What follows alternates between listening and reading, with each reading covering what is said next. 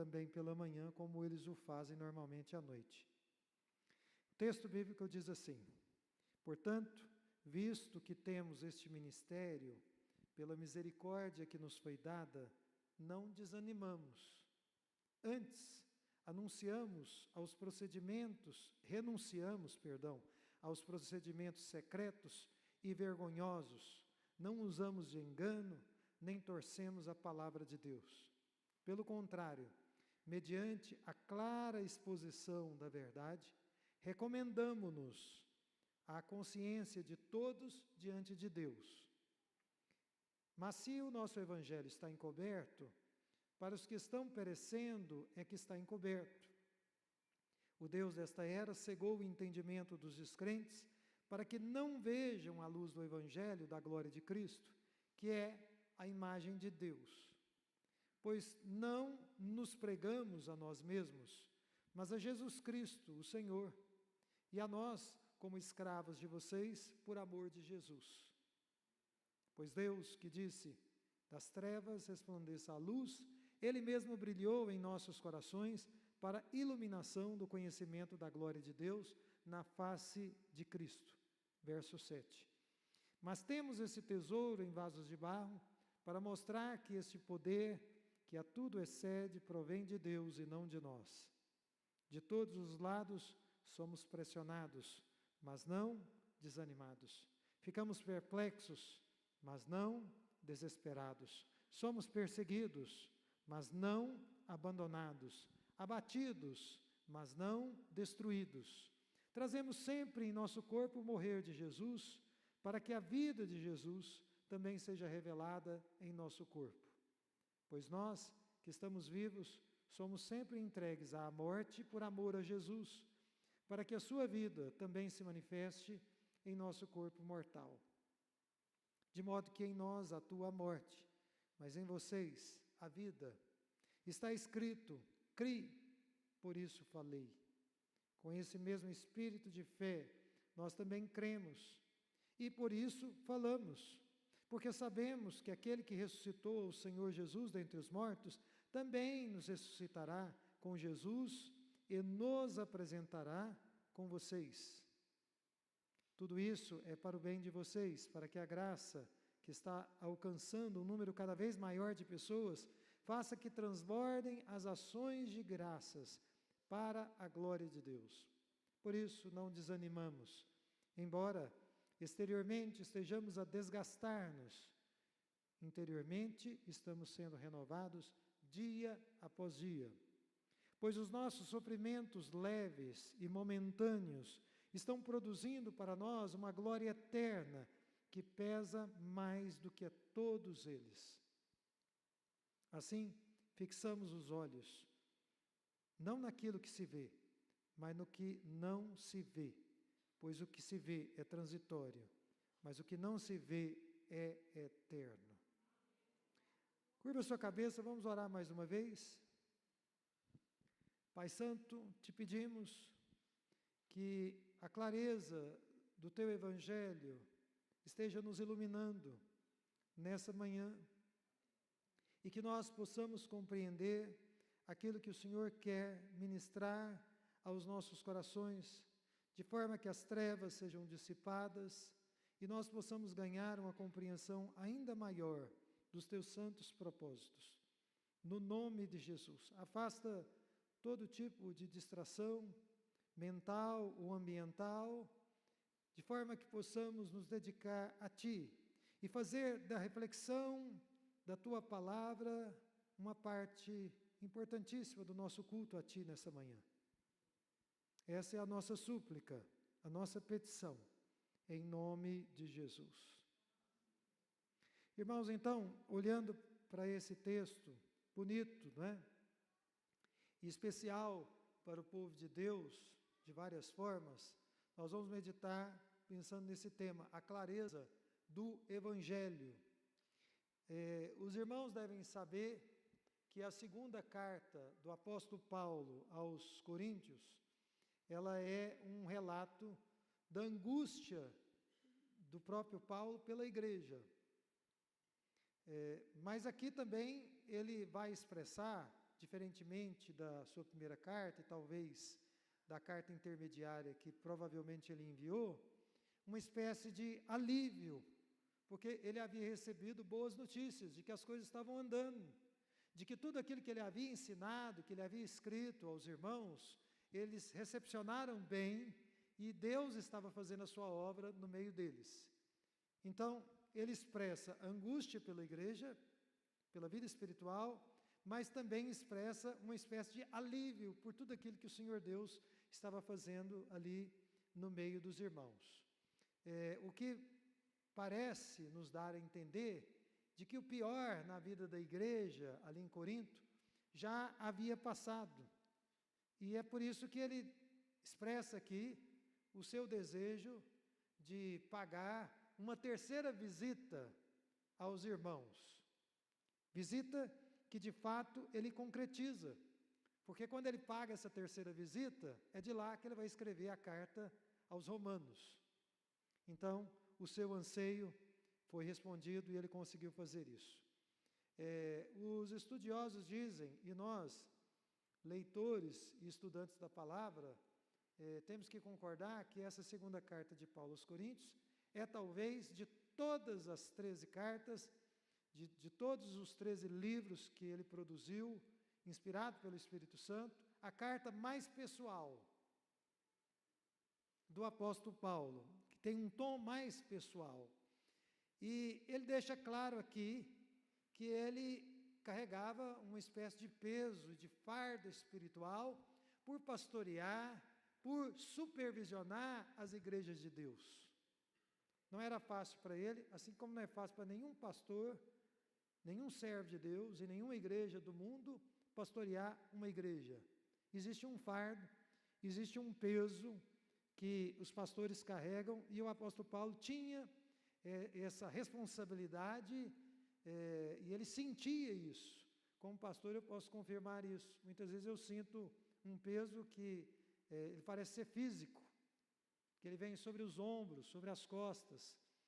E esse é o testemunho, o depoimento de muitos servos de Deus, se vocês se dedicarem às biografias deles. O apóstolo Paulo, como vocês estão lendo comigo nesse texto e nas suas cartas, ele sofreu muitas lutas, ele sofreu muitas privações, muitas humilhações e muitas dificuldades, e por isso ele foi e continua sendo um exemplo para todos nós. O sofrimento de Paulo, em alguns momentos, ele foi extremo. Ele não foi de pequena monta, ele foi de grande monta. Mesmo assim, ele permaneceu firme na sua fé. Ele permaneceu firme no Senhor. E, aliás, a fé dele, apesar das lutas, foi sendo renovada a cada dia, a cada momento. E não obstante, ele estivesse enfrentando muitas adversidades. Então, nessa segunda carta, e parece que isso está presente aqui também, claro, no nosso texto, ele demonstra que sofria ainda com muitas acusações de pessoas que eram críticos vorazes, pessoas que prestavam atenção nas minúcias, para tentar criticá-lo, para se levantar contra a vida dele. E ele faz aqui, movido por Deus, não só nesse texto, mas em toda a carta, uma defesa aqui e acolá do seu ministério. Especificamente nesse capítulo, a nossa meditação nessa manhã, capítulo 4, Paulo vai mostrar, como é o tema da nossa mensagem, a clareza do Evangelho. E ele vai rebater os falsos mestres com nada mais, nada menos do que com a verdade. Esse é um bom expediente, não é mesmo? Para você rebater as pessoas que se opõem a você, as pessoas que se opõem ao Evangelho, usando a arma da verdade. E com a luz que emana da palavra de Deus, e é uma luz muito brilhante, ele vai reafirmar aqui, sem nenhum receio, a sua fragilidade, que é própria da nossa humanidade. Paulo admite o quão frágil ele era. e que isso fazia parte da humanidade dele, da nossa humanidade também. Ao mesmo tempo, ele vai declarar aqui a certeza que ele tinha da operação do poder de Deus na vida dele e na vida de outros servos de Deus, nas vidas dos vasos mais humildes que Deus havia levantado. Então, de um lado, ele fala sobre a fragilidade dele como ser humano, e de outro lado, ele vai falar sobre o poder de Deus operando na sua vida e através da vida dele. Amém? Bem, então talvez um primeiro ponto para nós aqui, nessa nossa reflexão, é que ele vai fazer aqui, ele vai deixar claro aqui, o que ele tem a dizer, numa clara exposição da verdade. Veja aí no versículo 1, ele diz assim: portanto, visto que temos este ministério. Que ministério é esse, irmãos? Que o apóstolo Paulo se referia? É o ministério da proclamação da nova aliança de Deus em Cristo. É o ministério da justificação. É também, nós podemos dizer, no contexto das cartas de Paulo, o ministério da reconciliação de Deus com os homens, porque nós éramos inimigos de Deus, e Deus em Cristo veio para nos reconciliar com Ele. Mas esse ministério, que foi confiado ao apóstolo Paulo e ao povo de Deus de todas as eras, de todos os tempos, sofria e continua sofrendo oposição. Toda vez que você vai pregar a nova aliança de Deus em Cristo, que você vai pregar a justificação em Cristo Jesus, que você vai pregar a reconciliação de Deus em Cristo, há oposição. E não é pouca. E ela não é pequena. Agora, por que é que esse ministério de reconciliação, de justificação, da nova aliança, ele sofre tanta oposição? Alguém aqui pode perguntar, não é? Eu penso que é porque ele reafirma a impotência do ser humano, a impotência do homem. Isso ofende o orgulho humano, isso fere o nosso orgulho, porque nós descobrimos pelo Evangelho do Senhor Jesus Cristo, o qual Paulo pregava, que a graça de Deus não é resultante de nenhum mérito nosso, de nenhum mérito humano, mas ela é resultante apenas e somente da misericórdia de Deus. Nós só somos alcançados pela palavra de Deus, como estamos sendo nessa manhã, e como fomos um dia, quando nos convertemos a Jesus Cristo, por causa da misericórdia do Senhor. Em segundo lugar, esse ministério sofre oposição, porque ele desafia os poderes das trevas. E os poderes das trevas, eles são desafiados quando pessoas como nós, que vivíamos lá no mundo, que vivíamos no pecado, ensoberbecidos, ensimesmados, somos arrancados do império das trevas e transportados para o reino do Filho do seu amor. Isso mexe com o império das trevas. E por isso há oposição. Quando pessoas são arrancadas de uma vida de ignorância, isso provoca a fúria dos demônios. É por isso que uma pessoa que se converte a Jesus não deve esperar que vá viver um mar de rosas, né? Venha para Jesus, os seus problemas acabaram. Não é assim. Quem recebe a Jesus como Salvador e Senhor, entra numa guerra. E vai conviver com essa guerra até o dia em que for recolhido e chamado para a glória. A guerra só vai cessar quando você for recebido nos portões celestiais. Enquanto estiver aqui, na vida profissional, na vida acadêmica, nos seus relacionamentos, na nossa vida em sociedade, nós estaremos enfrentando oposição aqui em qualquer lugar do mundo. Então, as hostilidades do reino dos homens e também do reino das trevas, e eu quero dizer aqui, as investidas do maligno e as pressões que vêm do mundo, elas podem, em algum momento, como o apóstolo Paulo deixa claro aqui, produzir uma espécie de desânimo. Porque você está caminhando, você quer andar com Deus, aí vem um golpe. Você está querendo caminhar com Deus, vem outro golpe.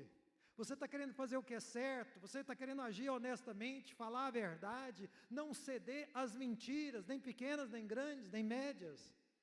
E você é golpeado, e eventualmente isso produz desânimo. E nós temos que lidar, muitas vezes, com reveses de natureza emocional, não é verdade? A gente tem que lidar com esses reveses. Muitos crentes em Jesus perguntam, Senhor, por que o Senhor está permitindo que eu passe por isso?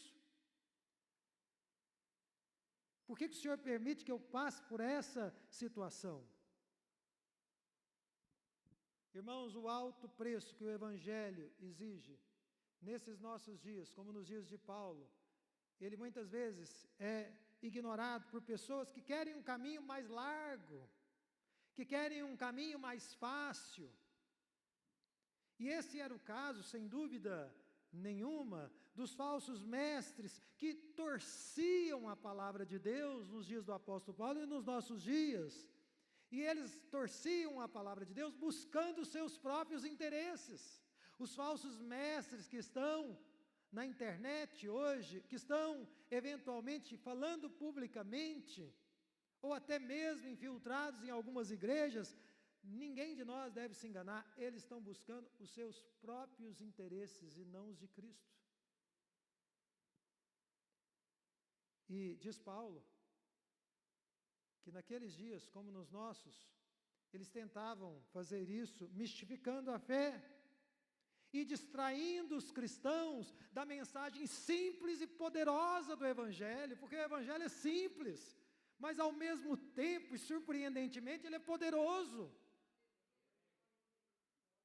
Então querem mistificar, criar coisas mágicas, coisas incríveis, chamar a atenção das pessoas, e assim, distraindo essas mesmas pessoas daquilo que mais importa, ou daquilo que realmente importa.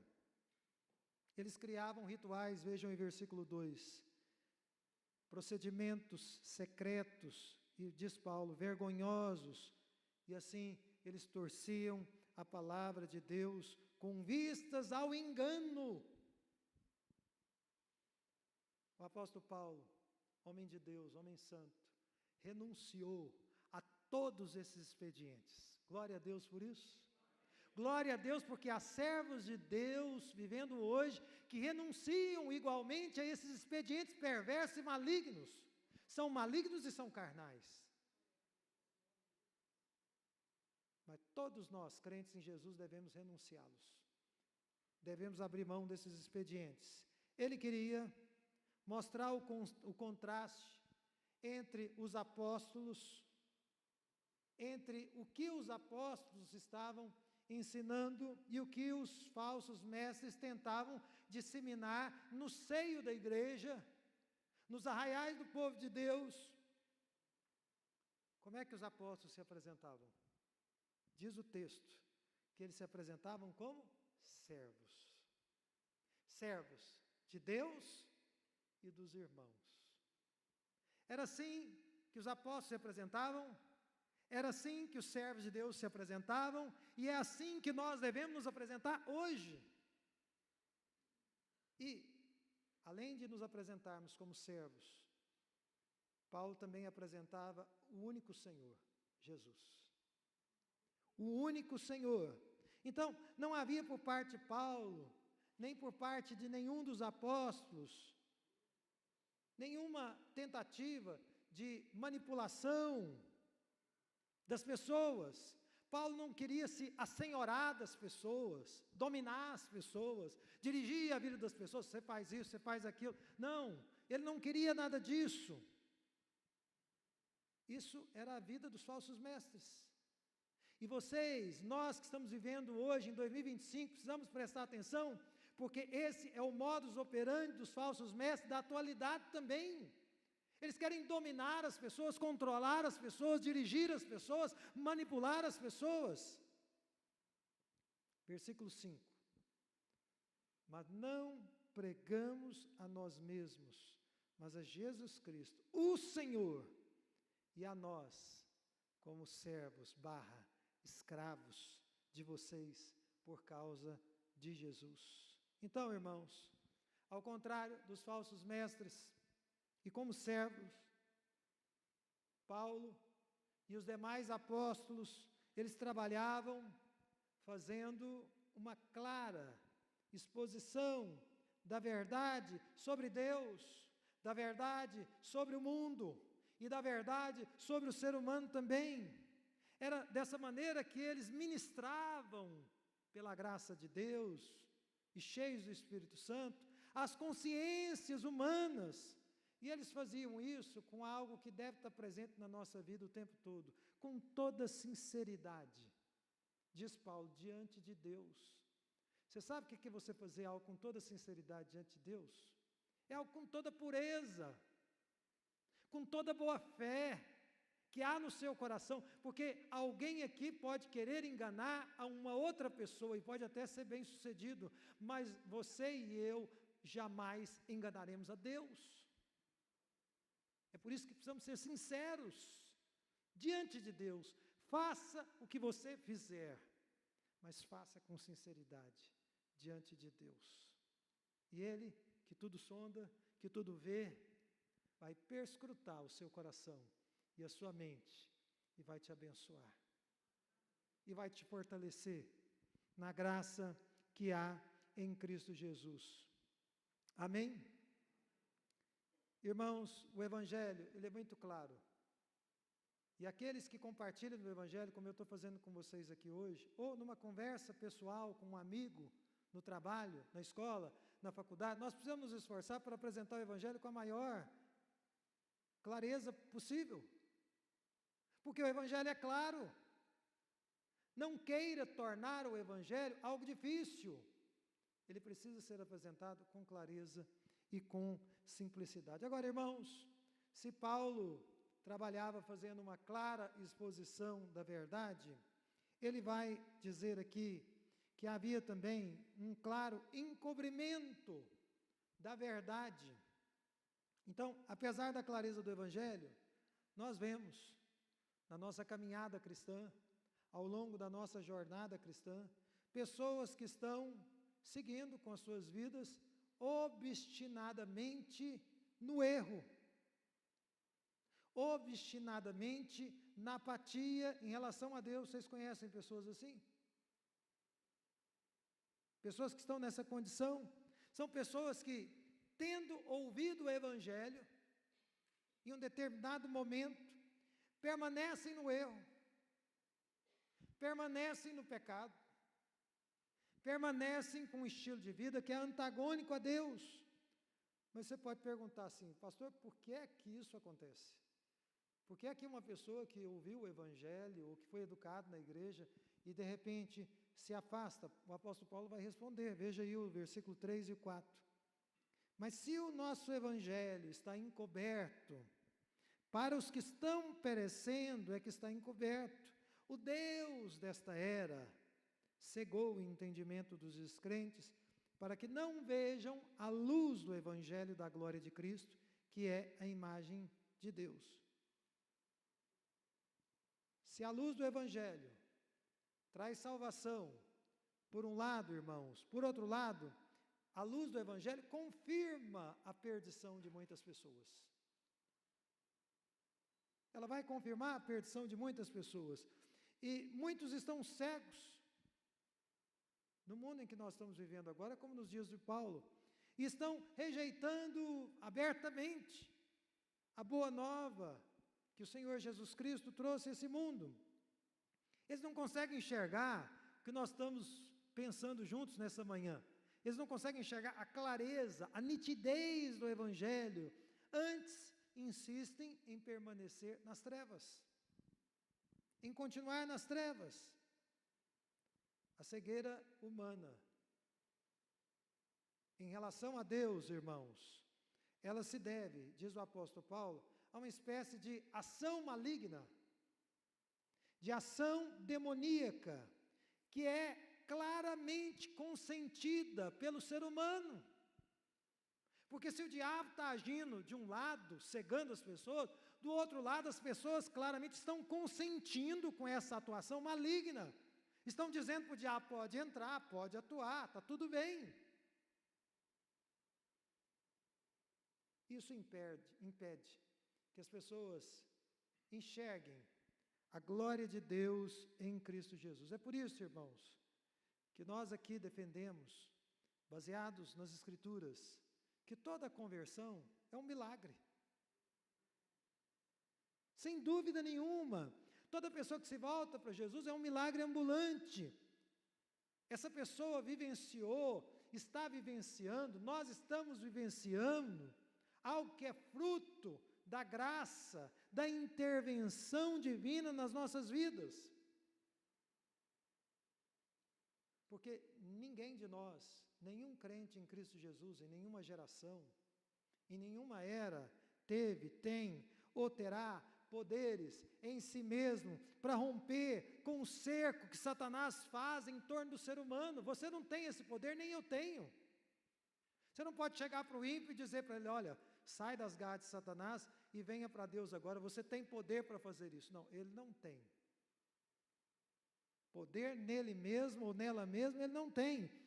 Nós não temos esse poder de romper, eu repito, com um cerco imposto por Satanás desde a queda. Mas Deus pode furar essa bolha. Deus pode romper com as barreiras, destruir as muralhas, quebrar as correntes de Satanás. Deus tem poder para fazer isso. É por isso que nós dobramos os joelhos e oramos e clamamos a Deus humildemente, às vezes em lágrimas. Senhor, tenha misericórdia daquele filho, tenha misericórdia daquele meu irmão, tenha misericórdia do meu pai, da minha mãe, tenha misericórdia dessa pessoa. Eu não posso alcançar, não posso mudar a mente dele, mas o Senhor pode. Tenha misericórdia, alcança, salva, liberta. Deus pode abrir os olhos dos cegos. Irmãos, todas as vezes que Jesus curou os cegos, Ele queria mostrar que Ele tem poder de curar enfermos, inclusive de doenças graves, se Ele assim o quiser. Mas acima de tudo, Ele queria mostrar que Ele veio para trazer luz àqueles que estão em trevas. Então, toda cura de Jesus, antes de tudo, além da prova contundente do milagre, é um símbolo daquilo que Deus pode realizar. Versículo 6, nós lemos, veja aí na sua Bíblia. Pois Deus, que disse, das trevas resplandeça a luz, Ele mesmo brilhou em nossos corações para a iluminação do conhecimento da glória de Deus na face de Cristo. Então, irmãos, assim, Paulo está dizendo aqui, assim como Deus, na criação, dispersou as trevas que existiam no abismo, Ele também desfaz as trevas na segunda criação. Quando alguém, ele está salvando uma pessoa, ele está ali dissipando as trevas, fazendo com que os olhos dessa pessoa se abram e ela consiga enxergar. E quando uma pessoa tem os seus olhos abertos, qual é a primeira coisa que ela vê? A face de Cristo. Lembra daqueles cegos que foram curados por Jesus? A primeira coisa que viram foi Jesus, não é? Eles viram, talvez não reconheceram Ele como Cristo, Messias, pelo menos um deles não, à primeira vista, mas eles o viram. Quando nós somos libertos dos poderes das trevas, a primeira coisa que a gente vê é Jesus. Não é a igreja, não é o templo, não são as pessoas propriamente, é Jesus. É por isso que não é incomum uma pessoa que genuinamente se converte, tem o seu rosto banhado de lágrimas, e lágrimas que demoram a cessar. Choro, choro, choro, choro, choro, choro, porque há quebrantamento, porque há uma volta para Deus, porque há um reconhecimento da vida de pecado pregressa, e aí então a gente se volta para Deus e descobre que Ele é um Deus santo, Deus puro, que nos chama para viver uma vida santa, uma vida pura, na presença dEle também. Agora, irmãos, a clareza do Evangelho, além de vir por uma exposição da verdade, além de nos fazer entender a causa da manutenção das trevas e o que pode aniquilar, extinguir as trevas também, ela nos faz ver quem Deus usa. Porque, como eu disse no início, Paulo mostra e quer mostrar aqui a sua fragilidade o tempo todo. Paulo não é, para quem gosta de ficção como eu, e saiu no cinema o Superman, um Superman. Não. Ele se mostra como um homem fraco, frágil e muito frágil. Só que isso contrasta com o tesouro de Cristo e o tesouro do Evangelho de Cristo que ele carrega. Então ele está dizendo assim: eu sou frágil, irmãos, eu sou fraco. Quem sou eu? Eu não sou ninguém. Mas o Evangelho que eu trago e Jesus que habita em mim, isso é um tesouro muito grande. Veja o versículo 7. Mas temos esse tesouro em vasos de barro para mostrar que esse poder que a tudo excede provém de Deus e não de nós. Eu penso, irmãos, que talvez o apóstolo Paulo estivesse pensando naquelas humildes lamparinas que iluminavam as casas. Eu não sei se vocês sabem, mas a maioria das pessoas de poucos recursos naquela época usavam lamparina de barro, porque não tinham dinheiro para comprar de metal.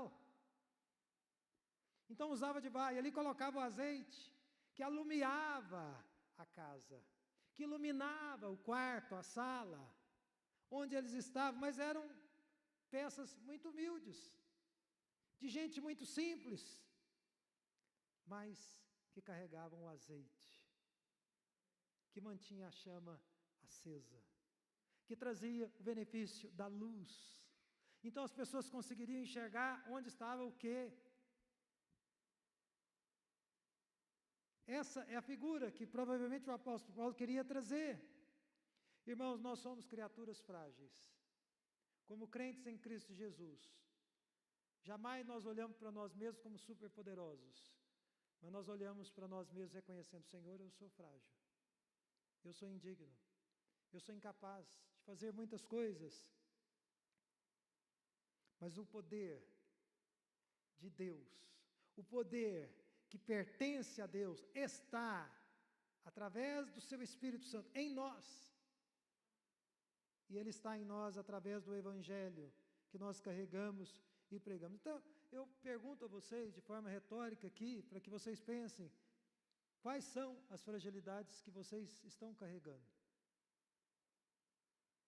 É da vontade de Deus que todos vocês e eu também não neguemos as nossas fraquezas, mas as reconheçamos com muita humildade diante do nosso Deus. Pensem quais são. Se vocês vão se lembrar, nós não lemos ainda, lá no capítulo 12, Paulo vai dizer que o poder de Deus se aperfeiçoa na fraqueza. É nas nossas fraquezas, é nas nossas fragilidades, por incrível que pareça, não é nos nossos pontos fortes que o poder de Deus vai se aperfeiçoar. Você tem um dom muito bonito que Deus te deu e que Deus te usa, glória a Deus por isso, use esse dom com todo o zelo, mas lembre-se que o poder maior de Deus vai ser aperfeiçoado na sua vida no momento de fraqueza, no momento de fragilidade, ou no momento em que você se fragilizar para a glória de Deus. Porque eu penso que todas as vezes que eu dobro os meus joelhos, eu estou me humilhando diante de Deus. Eu penso que naquele momento eu estou dizendo: Senhor, eu sou pó, mas o Senhor é todo poderoso. O Senhor tem todo o poder. Ninguém de nós deve se ver, deve ver a si mesmo, a si mesma, como fonte de poder. Enquanto nós estivermos nesse mundo, vamos conviver com fraquezas. Isso nos coloca na posição bendita de perpétuos dependentes de Deus. Então você acorda um dia e você diz: eu sou dependente de Deus, eu dependo de Deus. Acorda no outro dia: eu dependo de Deus.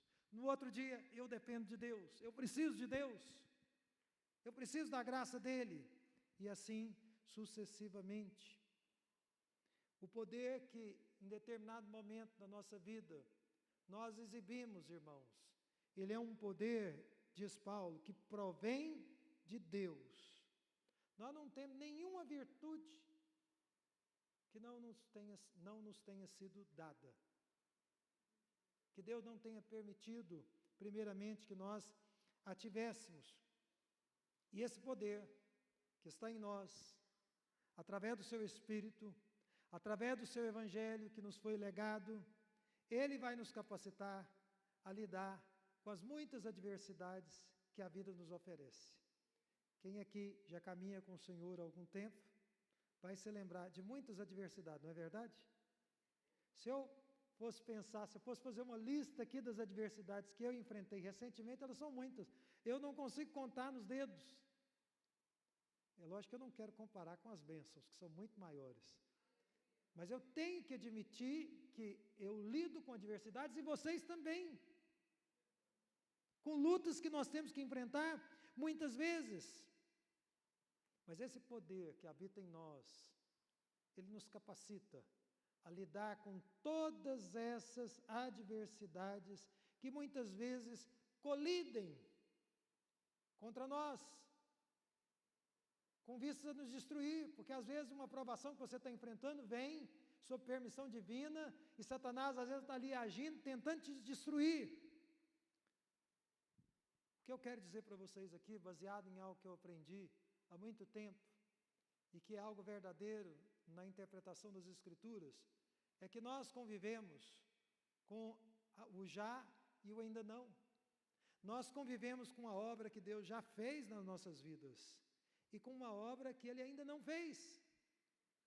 Isso precisa estar claro para nós o tempo todo, porque tem um determinado momento, como quando nós estamos adorando a Deus aqui no louvor, que nós pensamos que já está tudo pronto, está tudo feito, nós estamos na glória.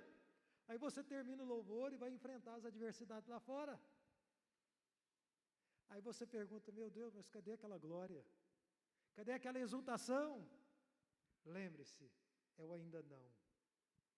Deus já fez a sua obra de salvação na sua vida, mas Ele ainda não completou a sua grande obra. Essa obra ainda não está completa. Por quê? Nós convivemos com os efeitos da queda. Nós temos que lidar com esses efeitos. Então, olhe aí na sua Bíblia, no versículo 8 até o 12, e também no 16, porque esse texto vai nos dizer que nós somos, muitas vezes nessa vida, pressionados de todos os lados, mas nós não desanimamos. Por quê? Por causa do poder que habita em nós. Nós somos perseguidos, mas nós sabemos que o Senhor não nos abandonou. Por que nós sabemos disso? Por causa do poder que habita em nós.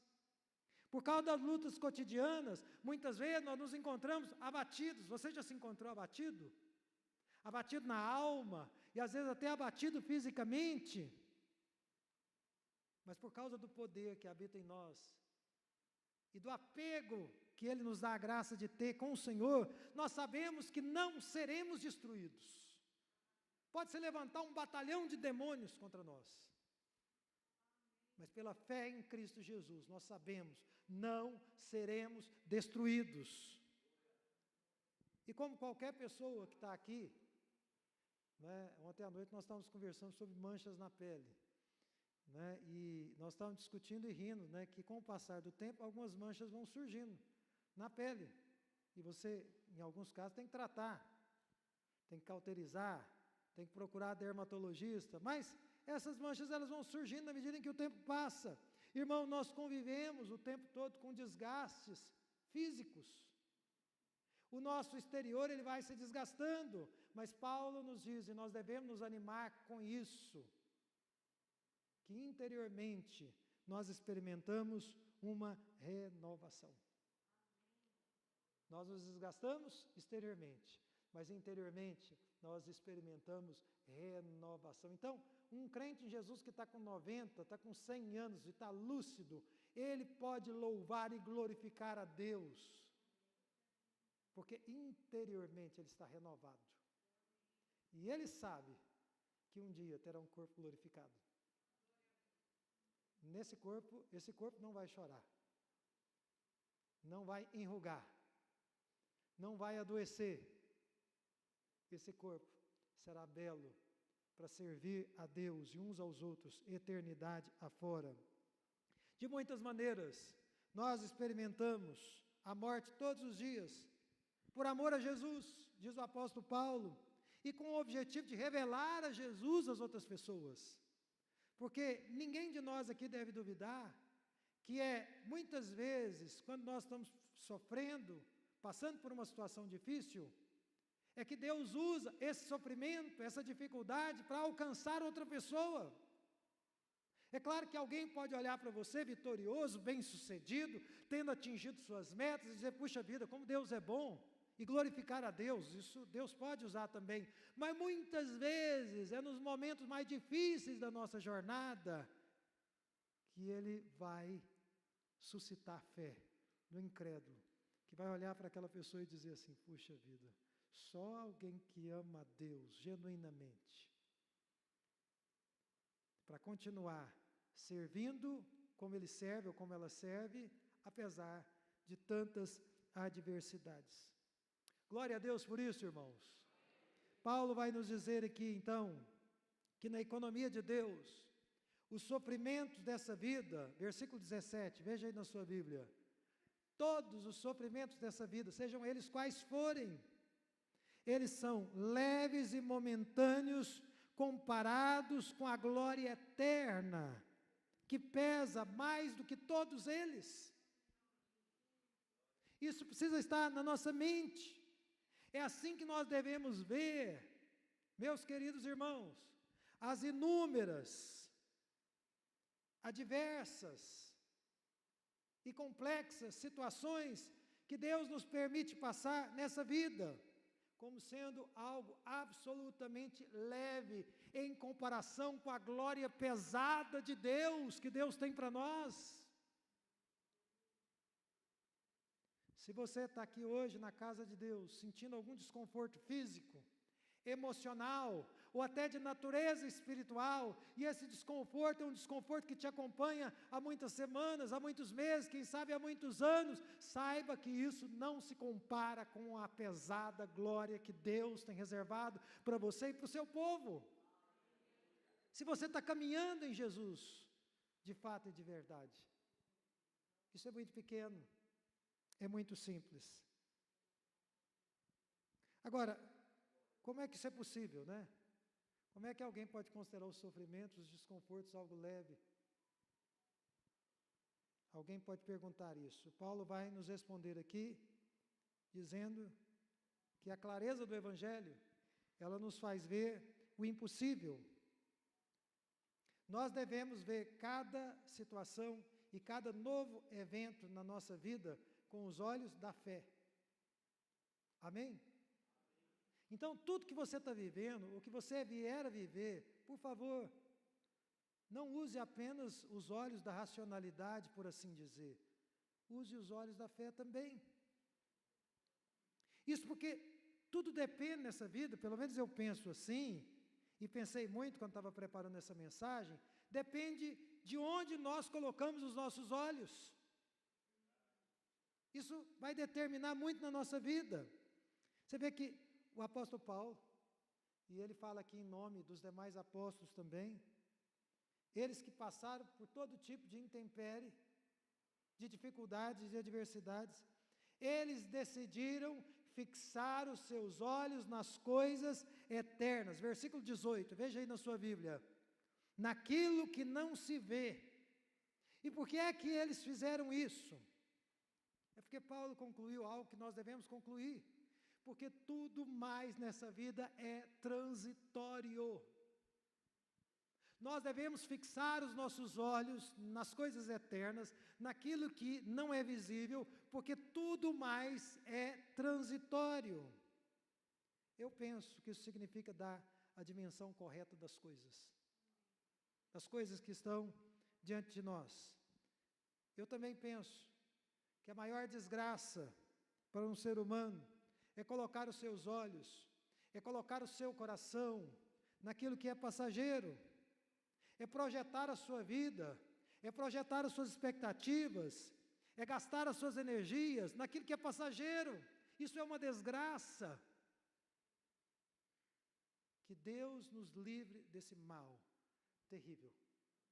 De você trabalhar apenas por aquilo que é visível e trabalhando, e um dia, quando suas forças dirimirem, diminuírem, você vê que aquilo não valia a pena. Não era, de fato, o mais importante. Dito isso, irmãos, nós devemos entender que a fé, diz Paulo, ela nunca se baseia no vazio. Ela é baseada em fatos históricos. Que fatos históricos são esses? Fatos históricos passados, como Paulo diz aqui, no versículo 13 até o 15, na ressurreição do Senhor Jesus Cristo. Mas ela também é baseada em fatos históricos futuros, que vão acontecer ainda, que ainda não aconteceram, que será a nossa ressurreição, a nossa glorificação. A ressurreição de Cristo foi um fato histórico. O dia em que nós estaremos na glória também será um fato histórico. E são nessas coisas que nós baseamos a nossa fé, e são nessas coisas que nós baseamos a nossa vida e colocamos os nossos olhos para continuar prosseguindo, para continuar avançando. Agora, irmãos, Paulo diz, veja aí no versículo 13, cri, por isso, falei, ele está citando aqui um salmo, né? Cri, por isso falei, antes de nós comunicarmos o Evangelho do Senhor Jesus Cristo com quem quer que seja, nós precisamos crer nele, crer na sua veracidade, para depois comunicá-lo, compartilhar com as pessoas. Então, se você tem alguma dúvida com respeito à sua fé, fortaleça a sua fé na palavra de Deus. E tendo fortalecido a sua fé na palavra de Deus, então você terá condições de falar de Jesus com outras pessoas. Amém?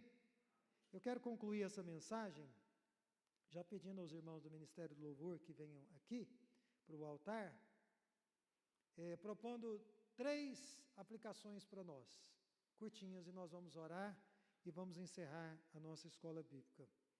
Com a clareza que o Evangelho nos dá, eu quero apelar a vocês, em nome de Jesus, a admitirem os paradoxos da vida cristã. Que paradoxos são esses? Quando nós morremos, é que nós vamos desfrutar da vida em Cristo Jesus. Quando nós estamos fracos, é que o poder de Deus vai se aperfeiçoar na nossa vida. Nós temos que conviver com esses paradoxos. Isso faz parte da sina do crente em Cristo Jesus, do cristão. Você morre para o pecado, você morre para o mundo, mas você vive para Ele, para a glória dEle. Você às vezes está debilitado, está enfraquecido, está fragilizado, mas nesses momentos, com lágrimas nos olhos, o poder de Deus está se movimentando na sua vida, e Ele está processando algo que vai além da nossa compreensão. Em segundo lugar, eu apelo a vocês, para que praticamente tirem os olhos apenas das coisas dessa vida. Olhe e pense a sua vida a partir da perspectiva da eternidade. A partir daquilo que Deus entesourou para você, nas eras vindouras, na eternidade futura, por assim dizer.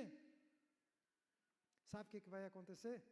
Se você tirar os seus olhos das coisas dessa vida, você vai murmurar menos. E você será impelido a agradecer mais, a adorar a Deus mais, às vezes de maneira mais inusitada possível. Às vezes você está ali totalmente em dificuldade, por exemplo, financeiramente, ou uma dificuldade profissional, e você está vivendo aquele imbróglio ali, e de repente você começa a adorar a Deus. Senhor, eu te glorifico, eu te bendigo. Está muito difícil para mim, mas eu te adoro, eu te bendigo. O Senhor é digno da minha adoração.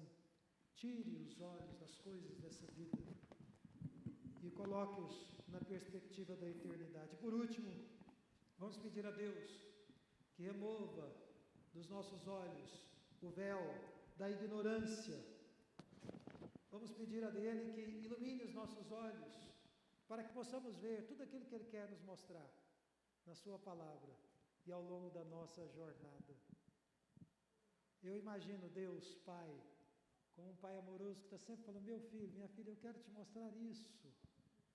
E muitas vezes nós somos teimosos, nós somos aquelas crianças birrentas, né? Nós ficamos querendo ver outras coisas que não são importantes, que são de pequenino valor. E Ele quer nos mostrar as coisas grandes. Vamos pedir a Deus, não apenas pelos nossos queridos que estão afastados do Senhor, que estão longe de Deus, mas por nós mesmos. Senhor, tira o véu da ignorância. Eu quero ver a Cristo. Eu quero ver aquilo que o Senhor tem reservado para mim, para minha família, e eu quero andar por este caminho santo.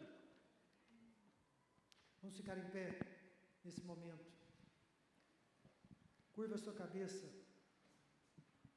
e feche os seus olhos e fale com Deus nesse momento.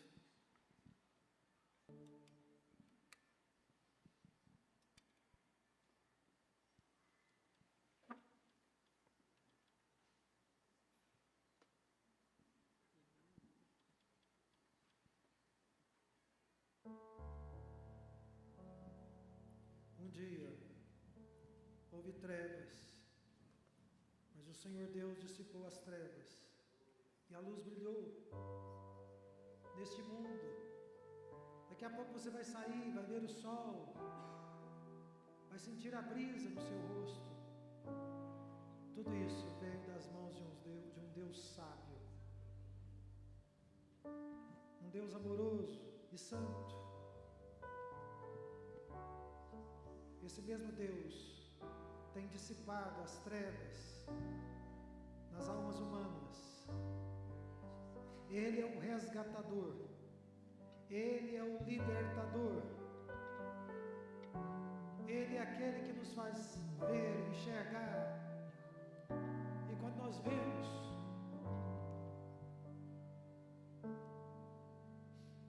a sua face bendita, nós nos alegramos. Vamos nos alegrar, irmãos, com a luz que hoje, nessa manhã, Deus faz brilhar sobre nós, emanando da sua palavra. Porque o Pai amoroso, que enviou o seu Filho ao mundo, que derramou o seu Espírito no Pentecostes, tem muito mais para nós.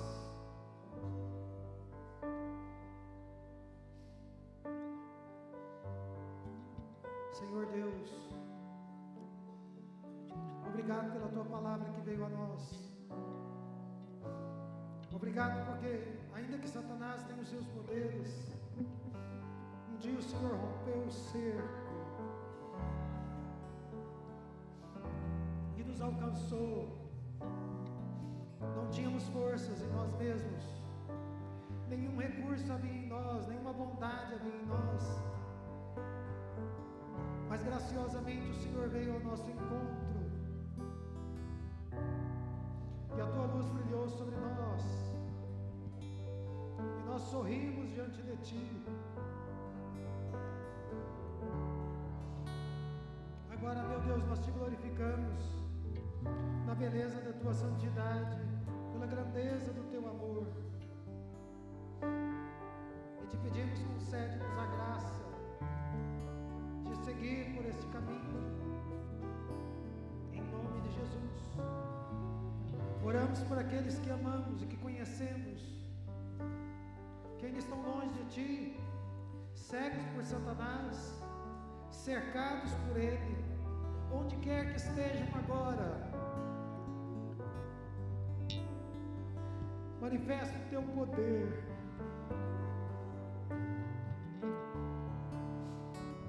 Libertador. Abra-lhes os olhos